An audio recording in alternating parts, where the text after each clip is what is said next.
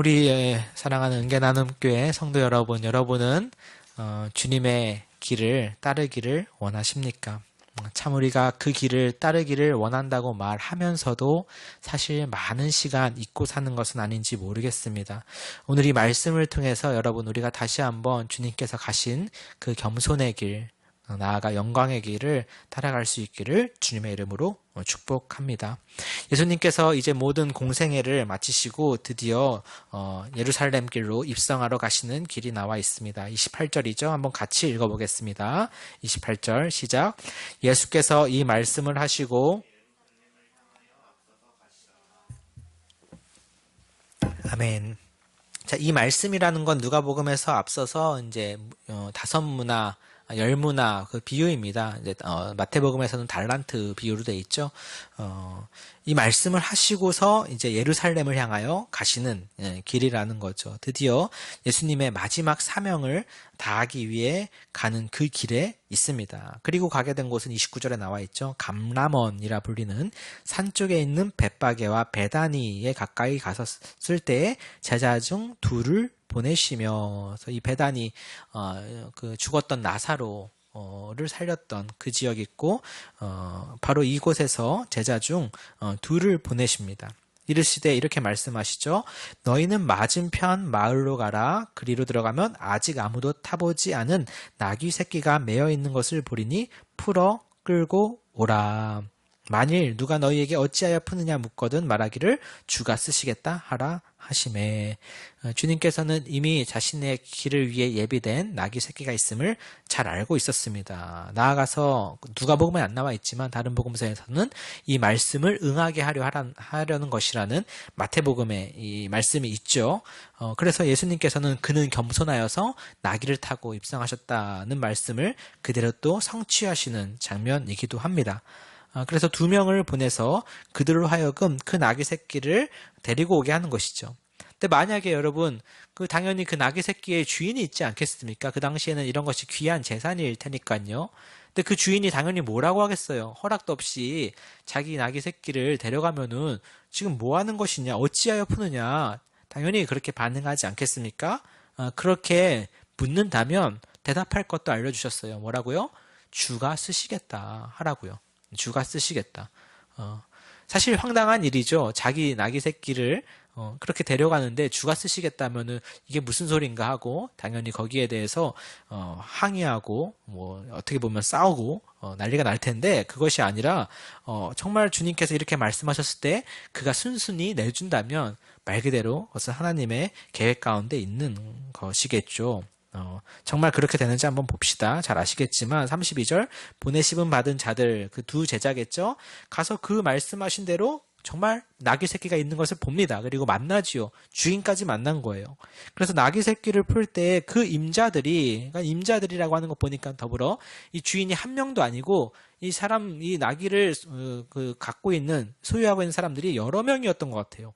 그러니까 이 임자들이 이르되 왜 뭐 하는 짓이냐 지금 어찌하여 나귀 새끼를 풀고 있느냐 라고 당연히 묻겠죠. 그랬을 때 그들이 대답합니다. 뭐라고요? 주님께서 가르쳐 주신 대로요. 주께서 쓰시겠다. 그 이후에는 그 사람들이 안 됩니다. 이런 얘기들이 없어요. 그냥 자연스럽게 그냥 받아들이게 된 것 같아요. 거기에 대한 상세한 묘사가 안 나와 있지만 그냥 그들도 역시 하나님의 그 감동되어서 아니면 어떤 예언이 있었는지는 잘 모르겠지만 하나님께서 하신 그 말씀, 주님께서 쓰시겠다라는 그 말씀을 듣는 순간 그들 역시 순순히 정말 순종하는 마음으로 그대로 그 나귀 새끼를 내어드렸다라는 것이죠. 그래서 그것을 35절 예수께로 끌고 옵니다. 그러니까 그 특별한 문제가 없었다라는 것이죠. 그랬을 때 이제부터 이제 예수님의 입성이 드디어 시작되죠. 예수님께서 그냥 들어가신 게 아니라 나귀 새끼를 타시고 그 예언대로 들어가시기 때문에 그렇습니다. 그래서 자기들의 겉옷을 나귀 새끼 위에 걸쳐 놓고 예수님이 그 나귀 위에 타는 거예요. 이 모습은 전형적인 그러니까 왕의 행차입니다. 그런데 너무너무 어떻게 보면은 비참하죠. 왜 그렇습니까? 왕이 타는 것 치고는 나귀 새끼라는 게 참 너무 아이러니한 것이에요. 근데 그 하는 모습 자체는 왕에게 하는 행동과 다를 바가 없는 거예요. 자신의 겉옷을 펴서 예수를 태우고 그리고 자신의 겉옷들을 예수님께서 가실 때 길에 펴는 모습. 나아가 내리막길에 가까이 오실 때는 온 무리가 하나님을 기뻐하며 찬양하며, 여긴 안 나와 있지만 종려나무 가지를 흔들며 호산나 호산나 주의 이름으로 오시는 이여 라고 외치는 이 모습은 천형적인 그들의 왕의 모습으로서 예수님이 지금 오시는 것을 보여주시는 겁니다. 그래서 38절에 이렇게 기록되어 있죠. 한번 같이 읽어봅시다. 시작. 38절 시작. 이르되 찬송하리로다 주의 이름으로 오시는 왕이여 하늘에는 평화요 가장 높은 곳에는 영광이로다 하니. 아멘. 얼마나 지금 영광스럽고 예비된 준비된 길입니까? 주님께서는 사실 이 때를 위해서 오셨고 또 그동안의 삶을 살아오셨다 해도 과언이 아니죠. 예수님께서 가장 큰 영광을 받으시는 장면인 것 같이 느껴질 정도로 많은 사람들이 이때 예수님을 환호하고 따르고 찬양하고 높였다라는 것을 알 수 있죠. 비록 그 모습은 나귀 새끼를 탔고 자신들의 허름하고 낡은 겉옷을 폈고 굳이 할 수 있는 것이라고는 종려나무 가지를 흔드는 정도여서 정말 그들의 세상 왕의 행차에 비하면 겉보기에 너무나 초라하고 부족하지만, 그러나 그들의 마음만큼은 정말 그 예수를 왕으로 모시며 주의 이름으로 오시는 왕이라고 외치며 예수님을 그들의 왕으로 모셨던 것을 우리가 볼 수 있습니다. 그래서 이처럼 그들에게는 예수님이 누구보다도 지금 특별한 존재, 그리고 그들의 왕이 되셔서 이 땅 가운데, 예루살렘 가운데 들어오고 계시는 거예요. 특별히 여기서 그들이 하는 이 말이 참 인상 깊습니다. 하늘에는 평화요 가장 높은 곳에는 영광이로다 라고 이야기하고 있는 것이죠. 사실 누가복음 2장 15절에서 앞서서 예수님께서 탄생하셨을 때 사람들이 외쳤던 말이 있습니다. 누가복음 2장 15절인데요. 누가복음 2장 15절 어떻게 되어 있습니까? 한번 같이 읽어볼까요? 누가복음 2장 15절입니다.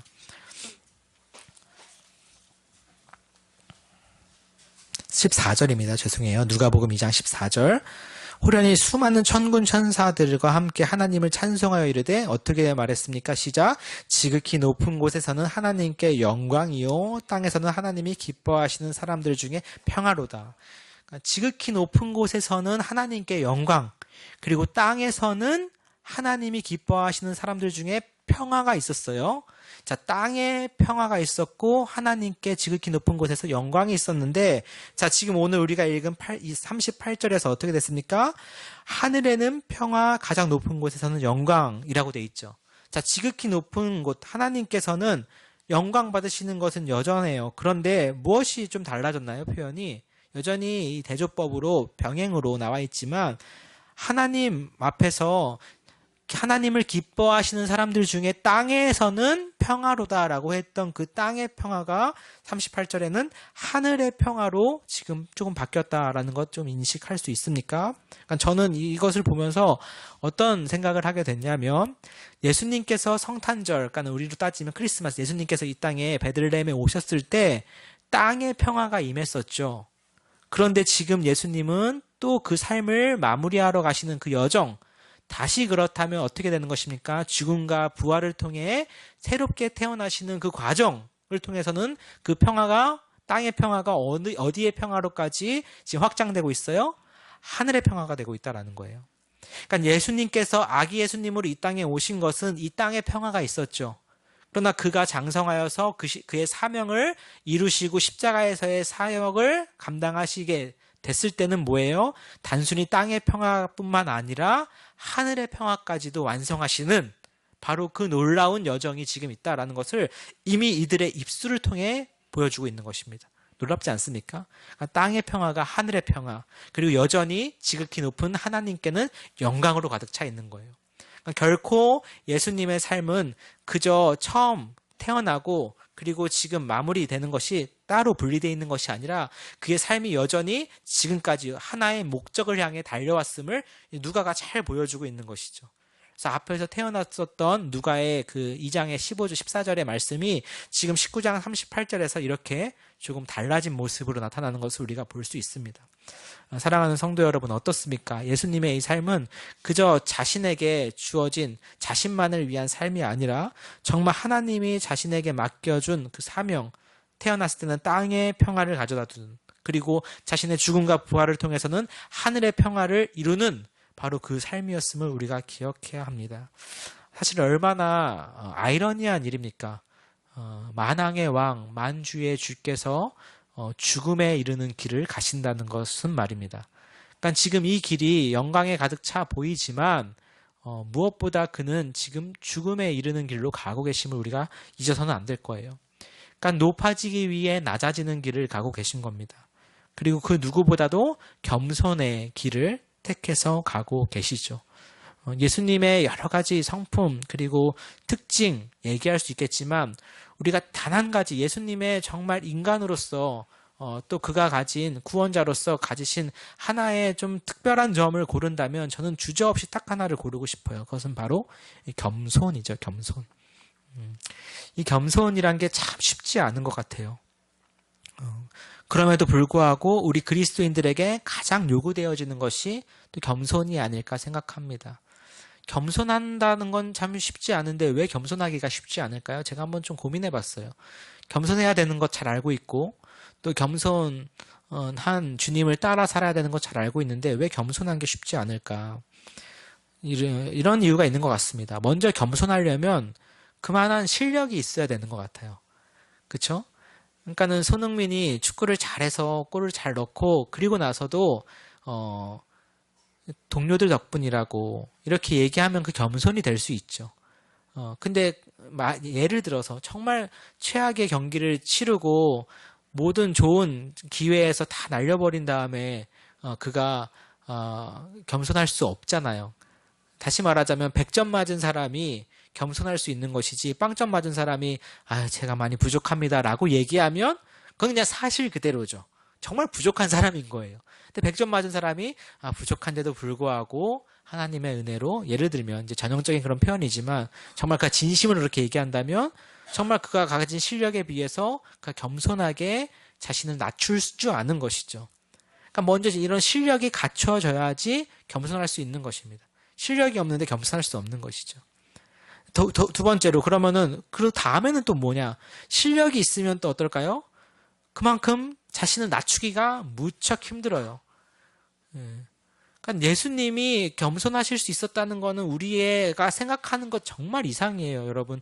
하나님이 사람으로 이 땅에 오신 것부터 해서 그 사람으로 똑같이 우리랑 먼지 마시면서 그렇죠? 인간의 그 불편함을 감수하면서 살았다는 것 자체가 이해하기 좀 힘들 정도의 일입니다. 여러분이 바퀴벌레가 돼서 살아갈 수 있겠어요? 그 이상의 일이었단 말이죠. 그래서 그만한 실력, 그러니까 하나님께 실력이라고 말하기도 참 부끄러운 것인데 그만한 능력 갖추신 분이 그것을 다 제한하면서 그렇게 살아오신 것이 겸손이 아니고 표현할 길이 없어요. 근데 우리는 어떻습니까? 여러분도 마찬가지고 저도 그럴 거예요. 저도 마찬가지고 여러분도 그럴 거예요. 조금이라도 우리가 실력이 있다고 느껴지면 또 익숙해졌다고 느껴지면 어느샌가 자기에게 그 교만한 마음이 나아오는 것을 올라오는 것을 이게 막기가 쉽지가 않다라는 것이죠. 그 순간에도 이것이 하나님께로부터 왔음을 기억하며 하나님께 이것을 영광을 올려드려야 되는 것을 잊지 않아야 되는데 어느샌가 그 영광을 내가 취하고 내가 누리고 나는 뭔가 특별하고 다른 사람인 것처럼 생각할 때도 있다라는 것입니다. 적지 않게 말이죠. 저도 그럴 때가 있는 것이에요. 근데 만약에 그렇게 되는 순간 우리는 그리스도인으로서의 삶의 가장 기본을 잊어버리는 것이라고 저는 생각합니다. 그 가장 기본을 잊어버릴 때가 우리가 많다라는 것이죠. 이번 한 주 제가 그 칼럼에도 썼는데 예영이를 데리고 여러분이 지난주일에 열심히 붙여주신 전동원빵을 나눠드렸어요. 근데 들어오시면서 보셨는지 모르겠는데 아직 한 3박스 정도가 남아있죠. 생각보다 쉽지 않더라고요. 그래도 2박스면은 한 200개가 넘는 분량이니까 열심히 나눠드린 겁니다. 근데 감사하게도 이제 예영이를 유모차에 태우고 다니면서 또 그 유모차가 좋은 게 수납이 되잖아요. 건빵을 거기에 잔뜩 넣고 다니면서 거기에 건빵 가방을 들고 넣고 거기다 메어서 다니면서 여기 단지를 다녔어요. 여기 수자인, 뭐 브리지, 뭐 센트럴타운, 예, 우미린, 우리 네이처펄에 예, 지금 입주한 아파트 단지는 다 다니면서 제가 이제 나눠드렸는데 너무 감사했어요. 한편으로 왜냐하면은 잘 받아주시더라고요. 건빵이어서 그랬는지 어쨌든 아기를 데리고 한 젊은 아빠가 이상한 모습이죠. 그쵸? 예, 나눠드리니까 잘 받아주셔서 감사했어요. 근데 한편으로는 좀 지치더라고요. 좀 쉽지 않았습니다. 왜 그러냐면 잘 거절하시는 분도 물론 계시고 나아가서 그 저를 이렇게 보면서 이렇게 뭐라고 해야 될까요? 그러니까 아주 그냥 오묘한 그 시선들, 예, 도대체 뭐 하는 사람일까? 이런 것부터 해서 제가 이렇게 어머니들이 많은 곳에 용기 내서 가거든요. 그러면은 가서 막 나눠드리고 이렇게 돌아서면 뒤에서 수근수근 되는 게 느껴져요. 좋은 얘기는 아닐 것 같아요. 모르겠습니다. 그 제가 그렇게 스스로 느끼는 건지. 그럴 때마다 그냥 마음이 참 그냥 착잡해요. 왜 그런지 모르겠어요. 그러면서 제가 했던 생각이 있습니다. 내가 지금 이걸 왜 하고 있을까? 예. 그렇잖아요. 열심히 막 나눠드리다가 그제서야 그 생각을 하는 거예요. 내가 지금 뭘 하고 있는 거지? 왜 하고 있는 거지?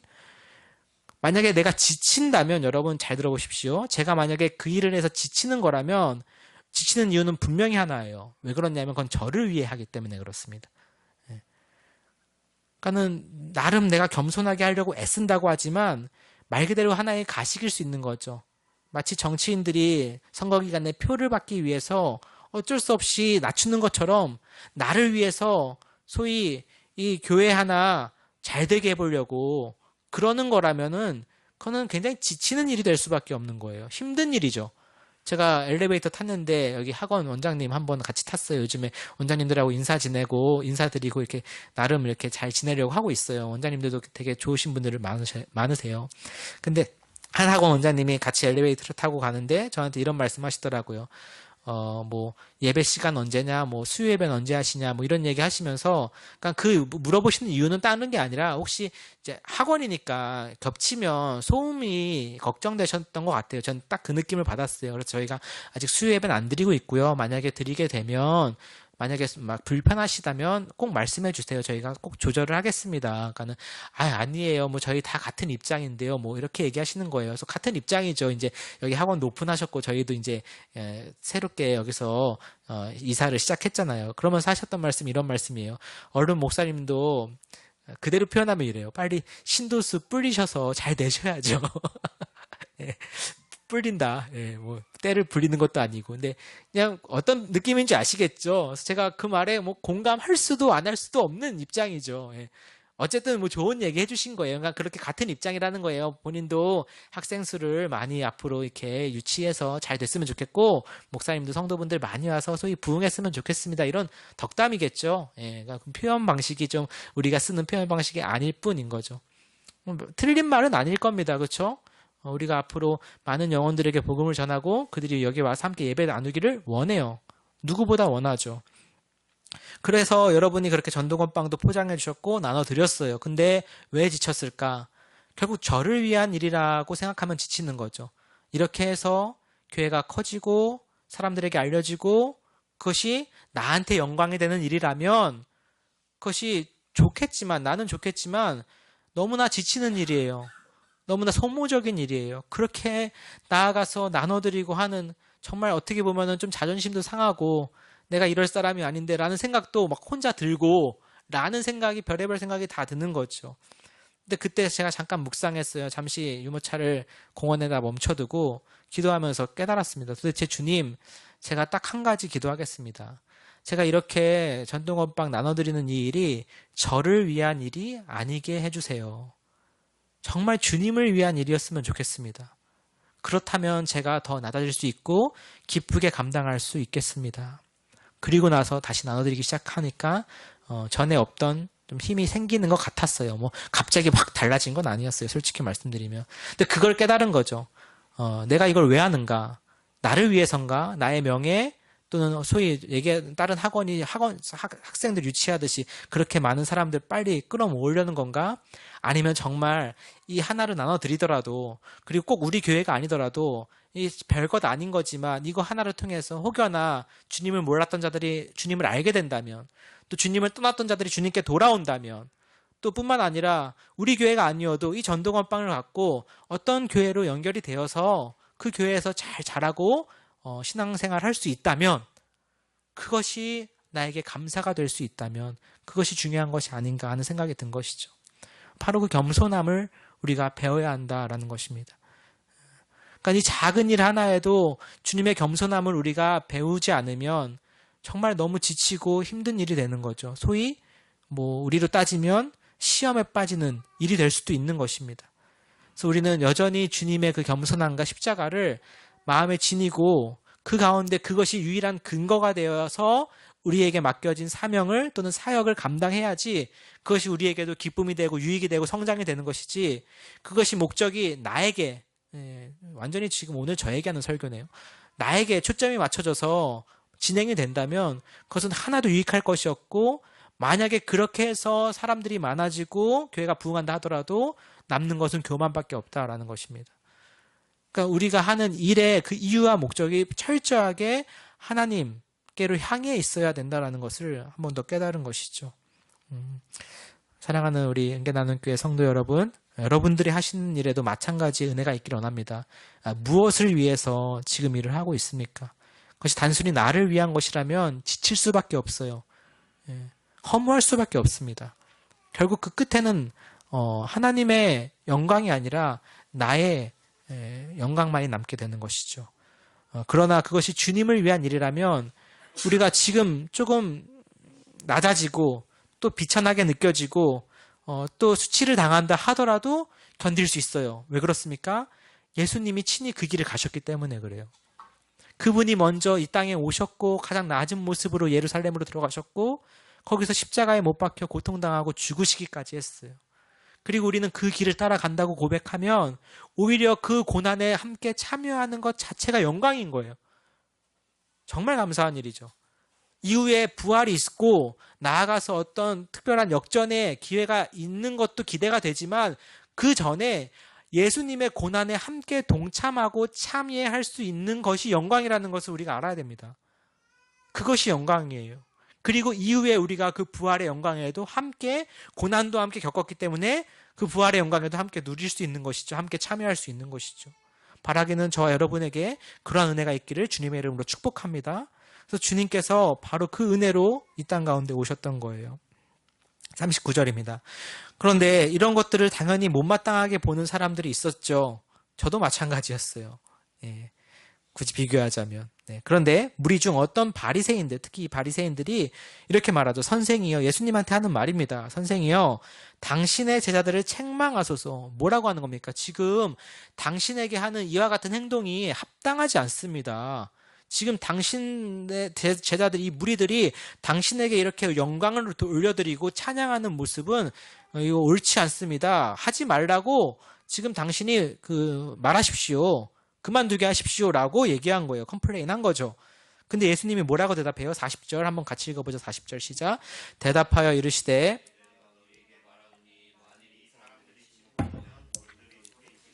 아멘. 예수님이 하신 말씀이 또 여기서 너무 멋진 말이에요.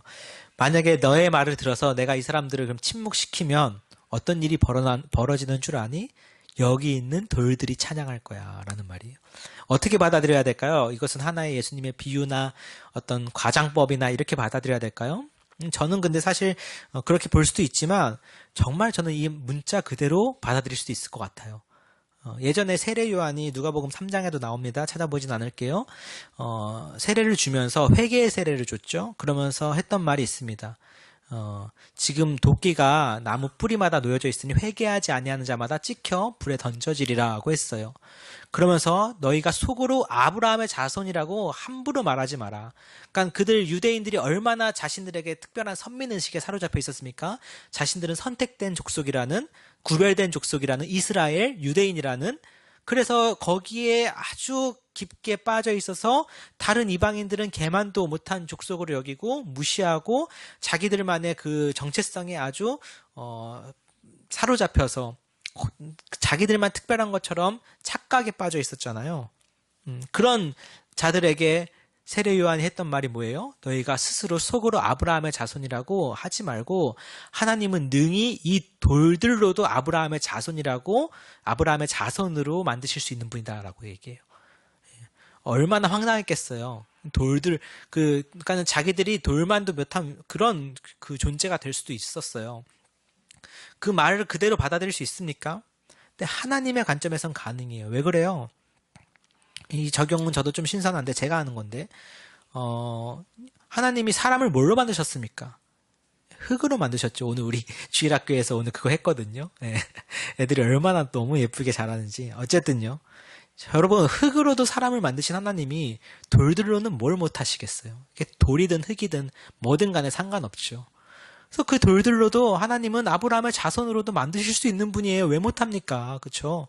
마찬가지죠. 여기서도 너희가 이 사람들의 입을 막으라고 하면 그 사람들이 소리치지 않더라도 이 돌들이 찬양할 수 있다.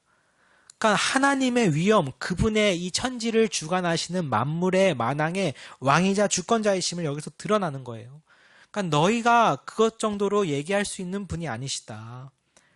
만일 이 사람들이 침묵하면 돌들이 소리 지를 거다. 또는 돌들이 아브라함의 자손이 될 거다. 하나님은 그만한 주권과 그리고 능력을 가지신 분이다. 바로 토기장이 하나님이시기 때문에 그렇죠.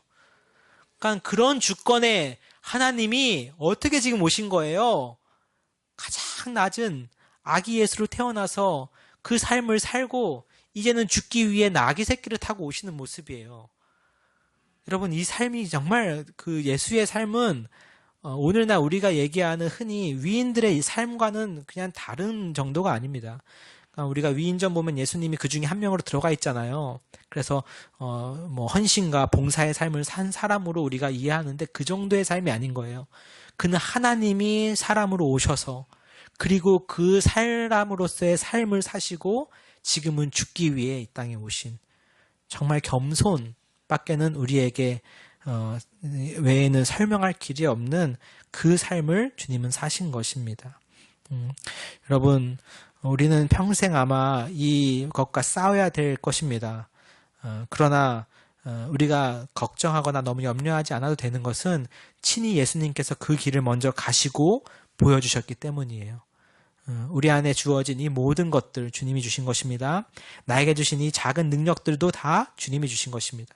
그리고 다 그것을 통해서 하나님께 영광, 땅과 하늘의 평화를 이루기 위해서 주신 것인 줄 믿으시길 바랍니다.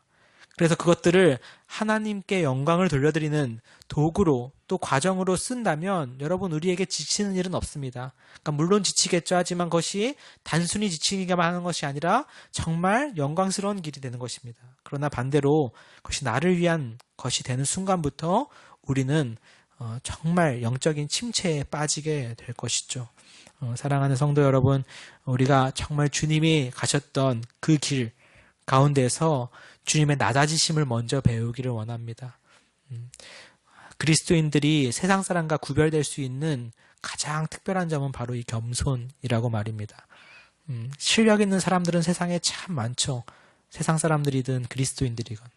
그러나 정말 그리스도인이 세상과 구별될 수 있는 가장 특별한 점은 바로 겸손이라는 거예요. 여기 있는 우리 귀한 성도분들도 정말 제가 너무너무 귀한 성도분들 또 하나님이 주신 특별한 은사와 능력들이 다 있으신 분인 줄 제가 또 잘 알고 있죠. 그 가운데서 우리에게 주시는 또 다른 하나의 다른 점이 있다면 겸손이 되기를 원합니다. 그리고 그 겸손만이 하나님께 영광이요 사람들에게 선한 영향력을 끼칠 수 있는 가장 첫 번째가 된다는 것을 우리가 잊지 않았으면 좋겠어요. 그러나 이것은 단순히 착하게 그리고 내 권리를 포기하는 것만 의미하는 것은 아닙니다. 겸손하지만 당당할 수 있어야 돼요. 예수님이 이렇게 들어가셔서 처음 하신 일은 뭐였어요? 그 상 뒤없는 일이었어요. 비둘기 팔고 성전에서 매매하는 자들. 그렇다고 그분을 교만하다고 말할 수, 겸손하지 않다고 말할 수 있는 게 아니죠. 겸손한 가운데 당당하셨던 거예요. 진리를 가지신 자로서. 또 동시에 무엇입니까?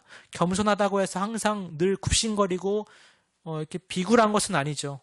예, 저도 아내에게 가끔 지적받아요. 너무 사람이 이렇게 그런다고.